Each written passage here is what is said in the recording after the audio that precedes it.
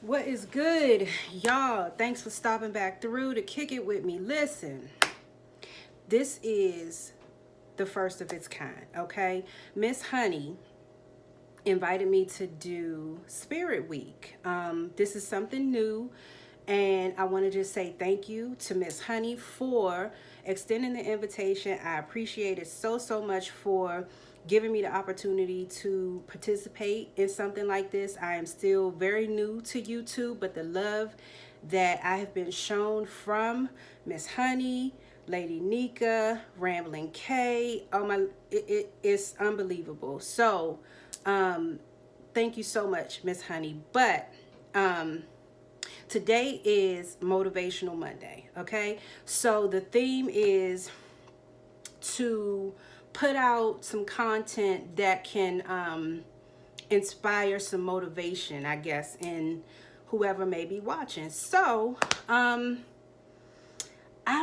never been called on to actually motivate anyone, but I do have some stories that I think maybe some folks might be able to find, some gems, dig out some gems from the stories that I have and the examples that I'm going to give you in this video.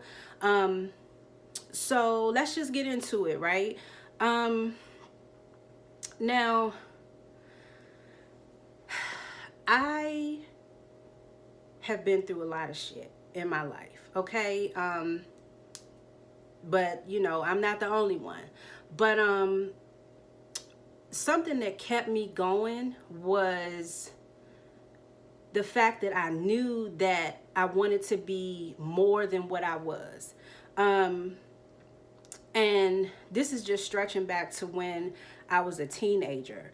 I didn't quite know what I wanted to be or what I wanted to do as an adult, but I just knew that I didn't want to settle for the bullshit that was going on at that time. So I felt like I had to do something to make shit happen in my life, okay?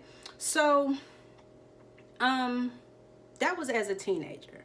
And to get into my first story, okay, to kind of sort of illustrate this and explain it to y'all. Now, I graduated high school, okay, on time. Everything was on track, but the way my life was set up, I didn't do the traditional college experience. Like, I didn't graduate high school and go straight to college and have that whole college life experience, because my life just wasn't set up like that. I didn't have the resources and I didn't have the support to be able to go off to college and not have to worry about other life stresses. I didn't have the money, you know what I'm saying? So all of that combined just took me on a different route. When I did graduate, though, instead of going off to college, I had it in my mind that one day I wanted to be a nurse. So I picked the starting point and I went to school for medical assistant. And I did that, did very well in that, actually. And I came out when I was 19, did an externship, got my first job, my first ever job that I actually, filed W-4s when I started and all of that. So I was proud of that, and it went well for a little while. But I discovered that I wasn't excelling. So what ended up happening was I went through a couple of other jobs, got fired from maybe one or two in the process, all doing medical assisting. So that was that little period in my life. And then as time went on, I was like, okay, I just want to go to college. I want to get a traditional 4-year undergraduate college degree. And I wanted to do that, number one, because I felt like that was the only thing that was going to push me forward and give me the footing that I needed to start a career. And I also wanted to do that because no one else in my family had graduated college. No one near me in my immediate family had ever graduated college. So, and by that time, I had also had my daughter. So I was like, I gotta get up, get out, and get something, because I was letting the days of my life pass by, right? Um, so what I did was I enrolled in college in 2007. Okay. Now I graduated high school in 2000, just to give y'all a little bit more depth. I graduated high school in 2000. So from 2000 to 2007, I was just out here. I was trying, but nothing really was actually progressing for me. So I went to college in 2007.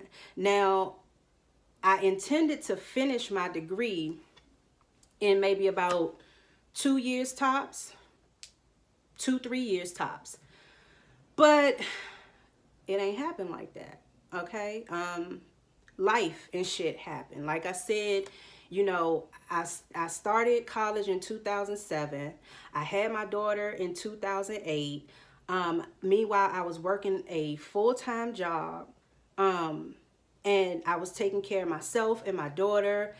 And I also moved approximately maybe 9 times within a 6-year period. So I had a lot of shit going on, okay? And my grandmother also passed away in 2010. So my initial goal of finishing my undergraduate degree just did not pan out like that, okay? But I kept on my course, okay? I stayed the course and I just kept grinding because I knew what I wanted to do. I wanted to graduate college. And so eventually I graduated in 2014. That was 7 years that I spent getting an undergraduate degree, okay? And that's not the traditional route, but I guess the moral of the story is that no matter what, if you have it on your heart that you want to do something and you set a goal, just stay focused, sis. Just stay focused, okay? And just never let anybody take you off that track, no matter how badly they treat you, no matter the shit they talk to you, because the closest people to you will doubt you. The people who you think would never, ever doubt you, the people who you think that always should have your back, those will be the ones that'll hurt your feelings the worst. Okay, so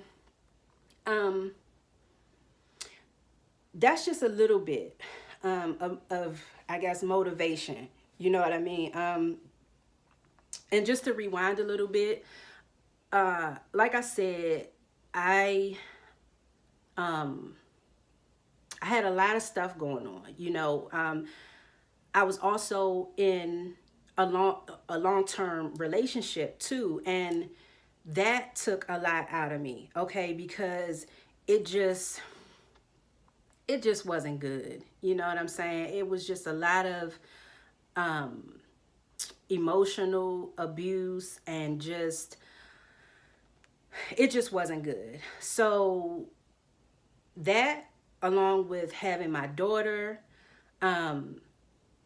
moving from place to place, like I said, I moved at least like 9 times in 6 years.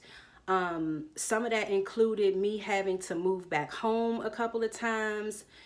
There was so much going on, but I never lost sight of what I wanted to do. And in 2014, I was able to walk up the stairs and across the stage at the Verizon Center and receive my Bachelor of Business Administration from Strayer University. Okay, so that's that. Don't let nobody ever pull you off of your course.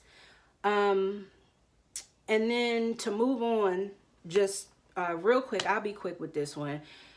this is another example of when you want something, you can go get it. You can go get it. Okay. So I started working at a job. This was, I want to say 2004-ish, long before I had my daughter and all of that. But I landed a job through a temp agency at this prominent research hospital in the area.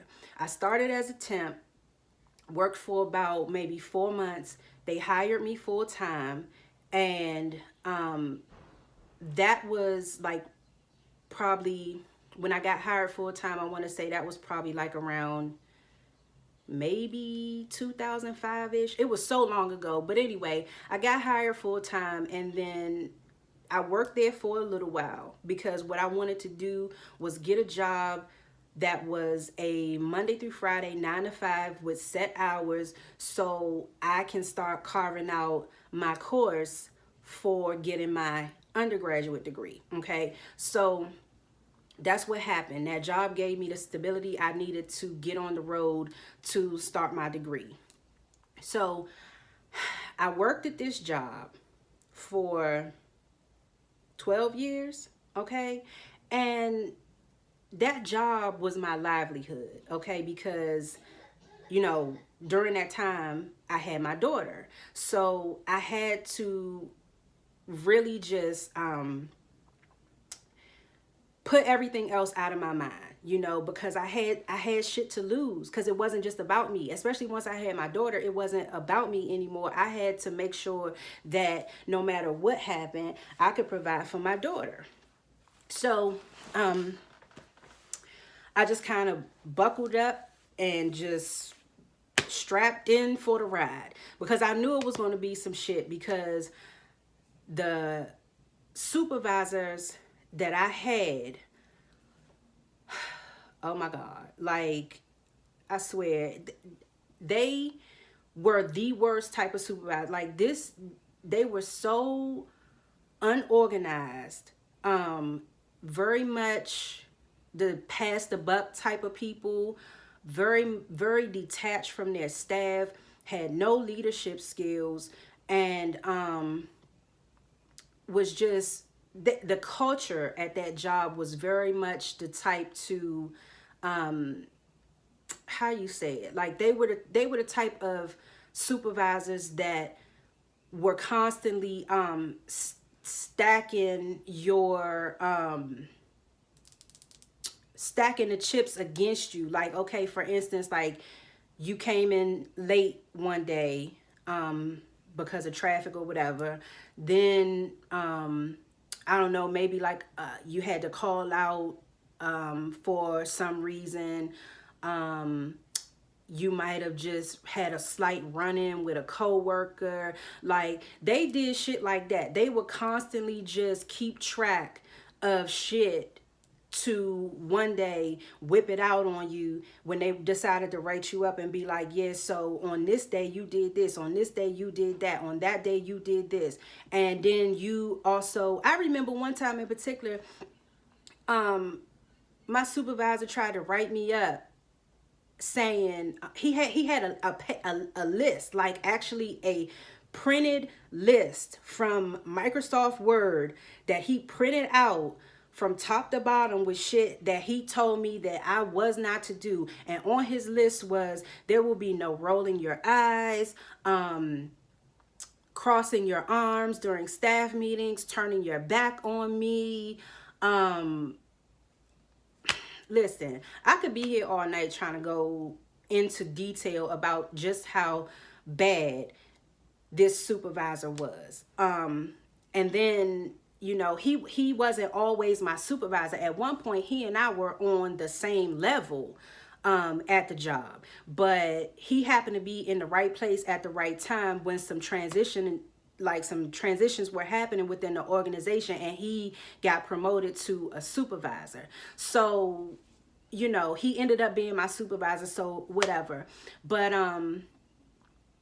this job really, really tested me, because I'm the type of person where I come to work every day. I'm going to give you my 110% effort every day. I'm going to be honest. I'm going to give you my 100% feedback on whatever you ask me for.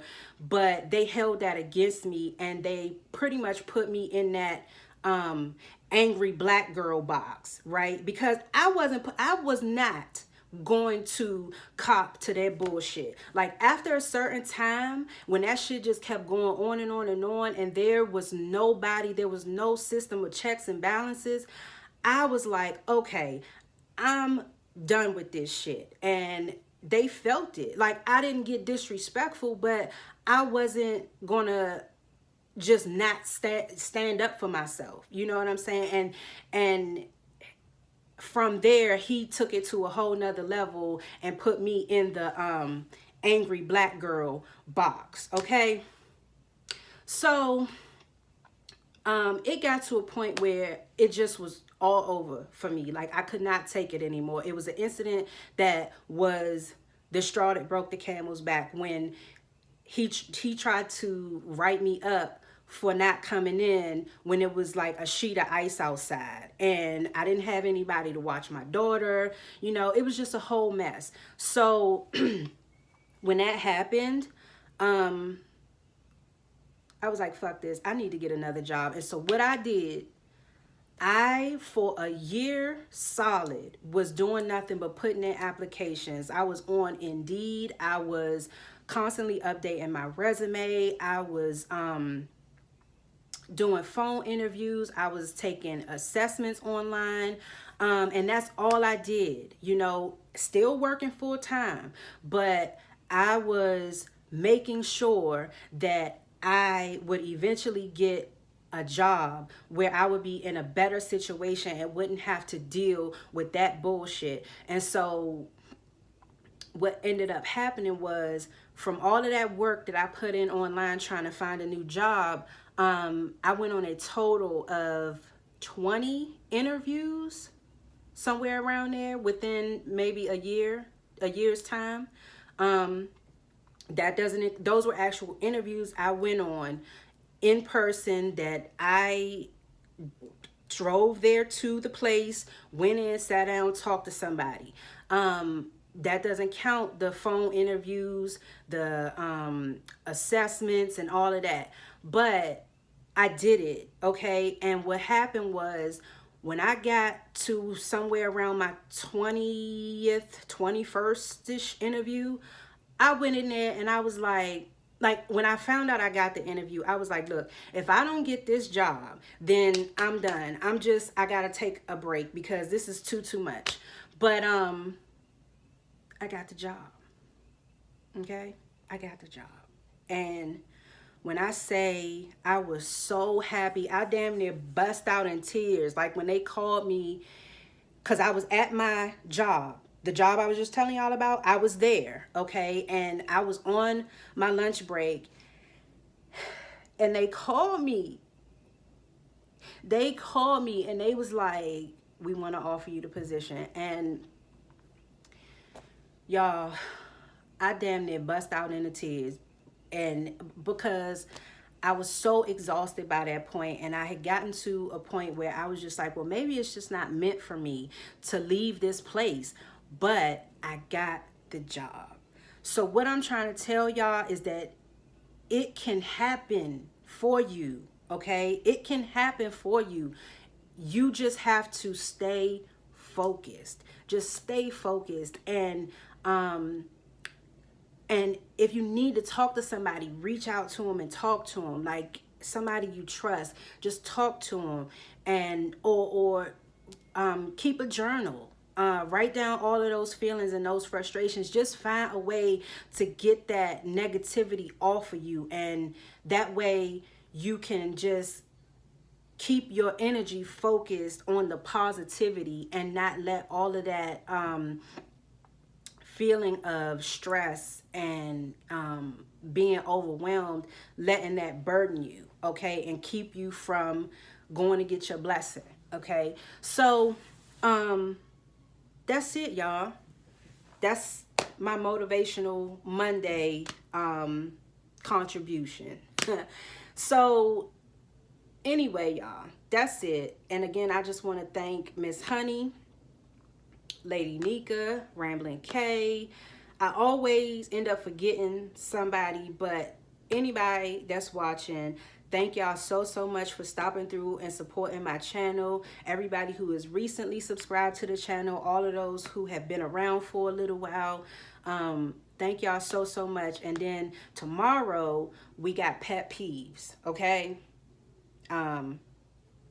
We got pet peeves for Spirit Week tomorrow. So anyway, y'all be good to each other. Love on one another. If you haven't subscribed to the channel, make sure you do that right now. Turn your notifications on so you can be notified when I upload my videos. Okay?